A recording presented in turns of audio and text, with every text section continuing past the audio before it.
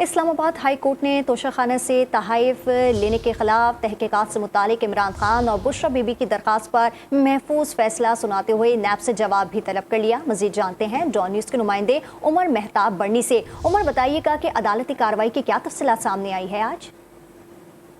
जी देखें, आज Islamabad high court के चीफ जस्टिस आमिर फारूक ने तोशाखाना केस में साबिक वज़ीर आज़म इमरान खान और उनकी अहलिया बुशरा बीबी की दरख्वास्तों पर समाअत की और दलाइल मुकम्मल होने के बाद अदालत की जानिब से ये फैसला जो है वो महफूज किया गया था। अब से कुछ देर पहले ये फैसला सुनाते हुए अदालत ने दोनों दरख्वास्तों पर नैब को नोटिस जारी करके जवाब तलब कर लिया है और नैब की जानिब से जवाब जो है वो जमा करवाया जाएगा।